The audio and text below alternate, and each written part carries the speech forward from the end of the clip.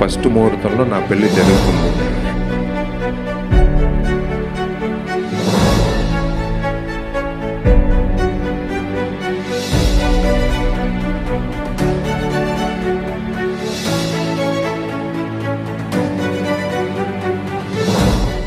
నమస్తే folks, welcome to my channel. Folks, సమస్య సృష్టించాలనుకునేవారే సమయం కోసం ఎదురు చూస్తారు. సమాధానం కావాలనుకునేవారు సహనంతో ఎదురు చూస్తారు. అసలు నేను ఈ మాట చెప్పడానికి గల కారణం నటి అభినయశ్రీ పెళ్లి విషయమే. నటి అభినయ గురించి తెలుగు ప్రేక్షకులకి ప్రత్యేకంగా పరిచయం అవసరం లేదు. శంభో శివ శంభో, ధృవ, సీతమ్మ వాకిట్లో సిరిమల్ల చెట్టు వంటి సినిమాలతో ఎంతో మంది ప్రేక్షకులకి దగ్గరైంది. అలా ఒకవైపు సినిమాల్లో నటిస్తూ బిజీగా ఉన్న అభినయ ఉన్నట్టుండి నిశ్చితార్థం చేసుకొని తనకి కాబోయే భర్తతో కలిసి గుడిలో గంట కొడుతున్న ఫొటోస్ ని సోషల్ మీడియాలో షేర్ చేస్తూ తనకి జరిగిన ఎంగేజ్మెంట్ గురించి తెలియజేయడంతో నెటిజన్లు షాక్ కి గురై అభినయకి కాబోయే భర్త గురించి తెలుసుకునేందుకు ఆసక్తి చూపిస్తున్నారు. అసలు అభినయ పెళ్లి చేసుకోబోతున్న వ్యక్తి ఎవరు? రాఘవ లారెన్స్ కి అభినయకి ఉన్న సంబంధం ఏంటి? విశాల్ కి అభినయకి మధ్య అసలు ఏం జరిగింది? తనకి అందం, అభినయం ఉన్న సినిమాల్లో ఎందుకు ఛాన్సులు ఇవ్వట్లేదు? ఆర్థిక సమస్యల వల్ల ఈమె తల్లిదండ్రులు అభినయతో సినిమాల్లో నటింపజేస్తున్నారా అనే నమ్మలేని నిజాల్ని ఈ వీడియోలో చెప్పడానికి నేను ప్రయత్నిస్తాను. మీరు మాత్రం ఈ వీడియోని పూర్తిగా చూడండి. ఎన్నో టీ రుచులతో మీరు అలసిపోయి ఉంటారు. అందుకే మీకోసం బేబర్ చాక్లెట్ ని తీసుకొస్తున్నాం. ఇది రుచికి రుచి, ఆరోగ్యానికి ఆరోగ్యం. ఇందులో ఉండే ఫ్లవనాయిడ్లు రక్తనాళాలని వృద్ధి చేసి గుండె ఆరోగ్యాన్ని పెంచుతుంది. చాక్లెట్ టీ తాగడం ద్వారా ఒంట్లో కొవ్వు పెరగడాన్ని నియంత్రిస్తూ మతిమరుపుని కూడా తగ్గిస్తుంది. స్క్రీన్ పై కనిపిస్తున్న కూపన్ కోడ్ ని ఉపయోగిస్తే ఫస్ట్ 20 ఆర్డర్స్ కి 20% డిస్కౌంట్ దొరుకుతుంది. త్వరపడండి. ఇప్పుడు అమెజాన్, ఫ్లిప్కార్ట్ లో కూడా అవైలబుల్ గా ఉన్నాయి. కానీ మన వెబ్సైట్ లో ఆర్డర్ చేసుకుంటే మంచి ఆఫర్స్ ఉన్నాయి. అభినయ ఆనంద్ అలియాస్ అభినయశ్రీ. ఈమె 1991 నవంబర్ 13న తమిళనాడులోని కడలూరులో ఒక మధ్యతరగతి కుటుంబంలో జన్మించింది. తండ్రి ఆనంద్ వర్మ, తల్లి హేమలత. ఈమెకి సాయి సునందన్, ధర్మానంద్ అనే ఇద్దరు అన్నయ్యలు కూడా ఉన్నారు. ఇక అభినయ తండ్రి కడలూరులో పుట్టి పెరిగిన, యాక్టింగ్ మీదున్న మక్కువతో చెన్నైకి వెళ్లి ఒక ప్రైవేట్ కంపెనీలో జాబ్ చేసుకుంటూ మరోవైపు సినిమాల్లో ట్రై చేస్తుండేవారు.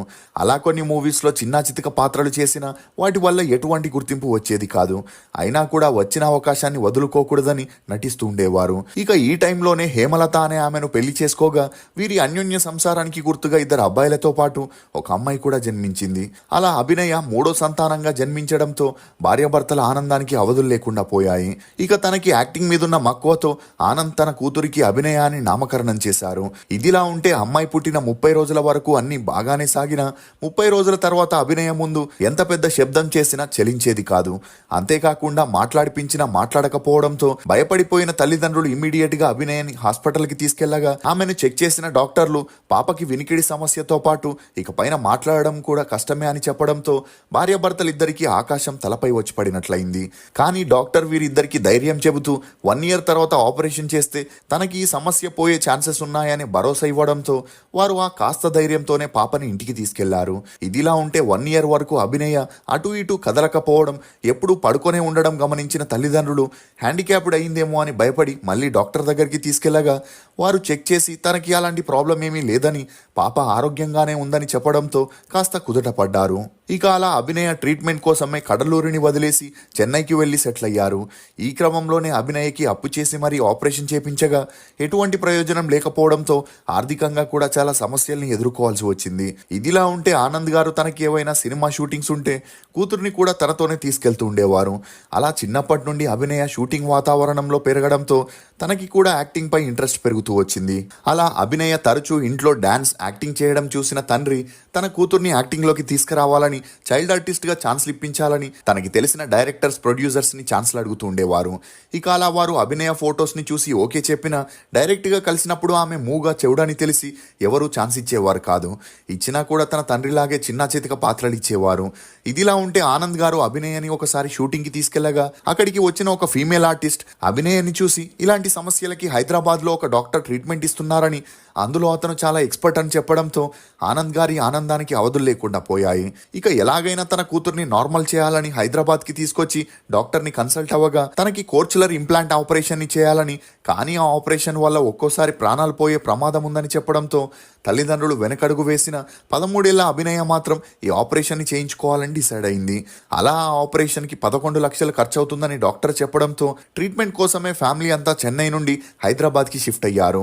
ఇక అలా 11 లక్షలు అప్పు చేసి మరి ఆపరేషన్ చేపించగా అభినయకి ఉన్న సమస్యలు తీరకపోవడం, డాక్టర్స్ కూడా ఏం చేసినా ప్రయోజనం లేదని చెప్పడంతో అభినయ తల్లిదండ్రులు ఏం చేయలేని పరిస్థితుల్లో పడ్డారు. ఇక అభినయ తన స్కూలింగ్ ని వెస్ట్ మారేడ్పల్లిలోని ఓరల్ స్కూల్ ఫర్ డెఫ్ లో చేయగా అక్కడే లిప్ రీడింగ్ ని కూడా నేర్చుకొని ఆ తర్వాత తార్నాకాలోని ఉమా మౌంట్ సోరీలో చేరింది. ఇక అభినయకి చదువుల కన్నా యాక్టింగ్, మోడలింగ్ పైన ఎక్కువగా ఇంట్రెస్ట్ ఉండడంతో తన 14 ఏళ్లకే చదువులకి ఫుల్ స్టాప్ పెట్టేసి తండ్రి సపోర్ట్ తో యాక్టింగ్ లో ట్రై చేయాలనుకుంది. దీంతో ఆమె తండ్రి తనకి ఒక ఫోటో షూట్ చేసి తనకి తెలిసిన డైరెక్టర్స్, ప్రొడ్యూసర్స్ కి ఇస్తూ ఛాన్స్లను అడిగేవారు. అలా ఫొటోస్ లో అభినయ అందాన్ని చూసి ఆడిషన్ కి తీసుకురమ్మని చెప్పగా అందుకు తండ్రి తన కూతురుకున్న సమస్యలని ముందే చెప్పడంతో డైరెక్టర్లు, మేనేజర్లు ఇతనితో అన్ని చక్కగా ఉన్నవారే యాక్టింగ్ అంతంత మాత్రం చేస్తున్నారు, అందులో మూగా చెవుడైన మీ అమ్మాయి ఎలా డైలాగ్స్ ని చెప్పి నటిస్తుంది అని అవమానించడంతో పట్టువదలని విక్రమార్కుల్లా ఆనంద్ గారు ట్రై చేస్తుండేవారు. ఇదిలా ఉంటే చిరంజీవి గారు నటించిన స్టాలిన్ మూవీలో ఆనంద్ గారికి ఒక పాత్రనివ్వగా అందులో నటిస్తూ తన కూతురి కోసం కూడా ట్రై చేస్తుండేవారు. ఇక అలా హైదరాబాద్లో ఎంత ట్రై చేసినా ప్రయోజనం లేకపోవడంతో తమ మకాన్ని చెన్నైకి మార్చేసి తన కొడుకులని బాగా చదువుపించి మంచి జాబ్లో చేర్పించగా అప్పటి నుండి వారే ఇంటి బాధ్యతల్ని చూసుకుంటుండేవారు. ఇదిలా ఉంటే తన కూతురి ఆశని ఎలాగైనా నెరవేర్చాలని ఆనంద్ గారు రాఘవ లారెన్స్ ని కలవాలని డిసైడ్ అయ్యారు. ఇక రాఘవ లారెన్స్ 2006లో ఒక ట్రస్ట్ ని ఎస్టాబ్లిష్ చేయడంతో అందులో అంగవికలాంగులకి, అనాథలకి తన ట్రస్ట్ లో ఆశ్రయం ఇచ్చి ఇంట్రెస్ట్ ఉండే వారికి తన డాన్స్ ఇన్స్టిట్యూట్ లో డాన్స్ ప్రాక్టీస్ చేపిస్తుండేవారు. దీంతో రాఘవ లారెన్స్ ని కలిసిన ఆనంద్ గారు తన కూతురు అభినయ గురించి చెబుతూ తనకి యాక్టింగ్, డాన్స్ అంటే ఇష్టమని, ఎలాగైనా తన ఆశని నెరవేర్చాలని ఏడుస్తూ రిక్వెస్ట్ చేయడంతో లారెన్స్ అప్పటి నుండి తన అసిస్టెంట్ తో అభినయకి డాన్స్ ప్రాక్టీస్ ఇప్పిస్తుండేవారు. అంతేకాకుండా ఆ ఇన్స్టిట్యూట్ లో ట్రైన్ అయిన చాలా మంది డాన్సర్లని డాన్స్ రియాలిటీ షోకి పంపిస్తూ ఉండేవారు. ఇక అలా 2007లో తమిళ సన్ టీవీలో ప్రసారమైన మస్తానా మస్తానా అనే డాన్స్ ప్రోగ్రామ్ లో 12 మంది స్టూడెంట్స్ తో పాటు అభినయని పంపించగా ఆ ప్రోగ్రామ్ లో అభినయ డాన్స్ అంతంత మాత్రమే ఉన్న ప్రోగ్రామ్ డైరెక్టర్ మాత్రం అభినయకు ఉన్న ప్రాబ్లమ్స్ ని తరచూ చూపిస్తూ ఆడియన్స్ ని ఎమోషనల్ చేస్తూ ఆ షోకి మంచి టీఆర్పీ రేటింగ్ ని సంపాదించుకునేవాడు. ఇదిలా ఉంటే అభినయకి మోడలింగ్ తో పాటు అందాల పోటీల్లో పాల్గొనాలనే ఇంట్రెస్ట్ ఉండడంతో కొన్ని అందాల పోటీల్లో పాల్గొన్న ఈమెకున్న సమస్యల వల్ల ఆడిషన్ రౌండ్ లోనే ఎలిమినేట్ అయ్యేది.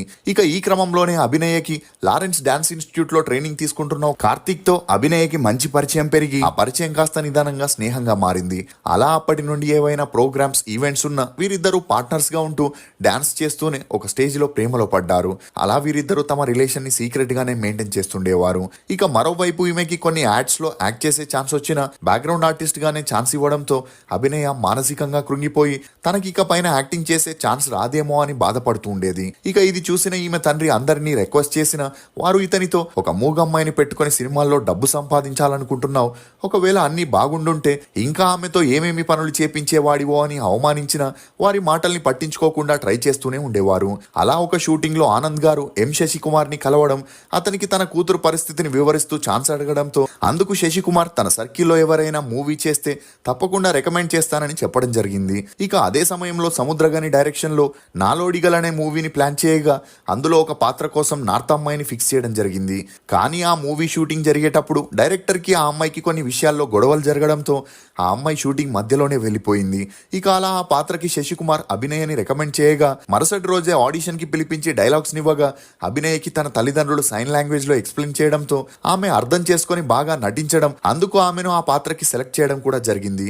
ఇక అలా ఆ మూవీకి హైప్ పెంచుతూ ఒక మూగమ్మాయిని పెట్టుకుని సముద్రగాని మూవీ చేస్తున్నాడనే వార్తల్ని మీడియాలో స్ప్రెడ్ చేయడంతో అందరికీ ఈ మూవీపై ఎక్స్పెక్టేషన్స్ పెరిగిపోయాయి. ఈ సమయంలోనే అభినయకి వచ్చిన పబ్లిసిటీతో పూరి జగన్నాథ్ నేనింతే మూవీలో అభినయకి ఒక చిన్న పాత్రనివ్వగా 2008 డిసెంబర్ 18న రిలీజ్ అయిన ఆ మూవీ ద్వారానే అభినయ తెలుగు ఇండస్ట్రీకి అరంగేట్రం చేసింది. అలా నాగార్జున నటించిన కింగ్ మూవీలో త్రిష ఫ్రెండ్ గా చేసిన ఈమె పాత్రకి అంతలా గుర్తింపు రాలేదు. అలా ఆ తర్వాత అభినయ వెంటనే సంగమం అనే మూవీలో ఫ్రెండ్ క్యారెక్టర్ చేయగా అది కూడా రిలీజ్ అయి ఫ్లాప్ అయింది. ఈ క్రమంలోనే తమిళ్లో నటించిన నాడోడిగల్ మూవీ 2009లో రిలీజ్ అయి హిట్ అవ్వడం, అలా ఈమె చేసిన పాత్రకి కూడా మంచి గుర్తింపు వచ్చింది. కానీ ఆ తర్వాత ఈమెకి ఛాన్సులు రాలేదు. ఎందుకంటే ఇండస్ట్రీలో ఒక అమ్మాయికి ఎలాంటి పాత్రలు ఇవ్వాలన్నా ఆ ప్రొడక్షన్ హౌస్ కి అమ్మాయి అన్ని విధాలుగా కంఫర్టబుల్ గా ఉండాల్సి వస్తుంది. కానీ అభినయ విషయంలో మాత్రం తనతో తల్లిదండ్రులు ఉంటే తప్ప వారు ఈమెతో కమ్యూనికేట్ అవ్వలేని పరిస్థితి ఉండడంతో ఈమెకి ఇవ్వాల్సిన పాత్రలన్నీ బాంబే హీరోయిన్స్ కి కేరళ ఆర్టిస్టులకు ఇస్తూ మూవీలో సింపతి కోసం అభినయ్కి చిన్న చితక పాత్రలను ఇచ్చేవారు. అలా తెలుగులో శంభో శివశంభో, దమ్ము, డమరుకం, జీనియస్, సీతమ్మ వాకిట్లో సిరిమల్ల చెట్టు, రాజుగారి గదిటు, సీతారామం అనే మూవీలో సపోర్టింగ్ రోల్స్ చేసిన ఈమె కెరియర్ కి మాత్రం ఎటువంటి యూజ్ అవ్వలేదు. ఇదిలా ఉంటే మార్క్ యాంటోనీ మూవీలో అభినయ విశాల్ సరసనాథ్ అనే భార్యగా యాక్ట్ చేయగా ఆ మూవీ షూటింగ్ టైంలోనే వీరిద్దరికి మంచి అండర్స్టాండింగ్ వచ్చి రిలేషన్ లో ఉన్నారని, త్వరలోనే పెళ్లి చేసుకోబోతున్నారని అందరూ అనుకున్నారు.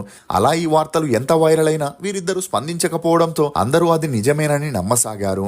ఇక అలా 2 ఏళ్ల నుండి ఈ వార్తలు హల్చల్ అవ్వడంతో 34 ఏళ్లు ఉన్న అభినయ ఒక ఇంటర్వ్యూలో స్పందిస్తూ తను 15 ఏళ్ల నుండి కార్తిక్ అనే అబ్బాయితో సీరియస్ రిలేషన్ లో ఉంటుందని, త్వరలో మీ అందరికీ పరిచయం చేస్తానని చెప్పడంతో విశాల్ టాపిక్ ని డైవర్ట్ చేయడానికి అభినయ ఇలా చెబుతుందని కొంతమంది ట్రోల్ చేయగా ఈ వార్తల్ని నిజం చేస్తూ తను కార్తిక్ తో ఎంగేజ్మెంట్ చేసుకొని ఫేస్ ని రివీల్ చేయకుండా ఎంగేజ్మెంట్ రింగ్స్ ని చూపిస్తూ సోషల్ మీడియాలో పోస్ట్ చేయడంతో కొంతమంది ఇది నిజమేనని నమ్మితే, మరికొంతమంది పబ్లిసిటీ స్టంట్ అంటే ఇంకొంతమంది విశాల్తోనే ఈమె ఎంగేజ్మెంట్ చేసుకుందనే వార్తల్ని వైరల్ చేయడంతో అభినయ ఈ వార్తలతో విసుగు చెంది రీసెంట్ గా తనకి కాబోయే భర్తతో కలిసి వెకేషన్ కోసం దుబాయ్కి వెళ్ళినప్పుడు వీరిద్దరూ కలిసి దిగిన పిక్స్ ని మీడియాలో రిలీజ్ చేయడంతో నెటిజన్లందరికీ ఒక క్లారిటీ వచ్చి ఇప్పుడు ఈమెకి విషెస్ ని తెలియజేస్తున్నారు.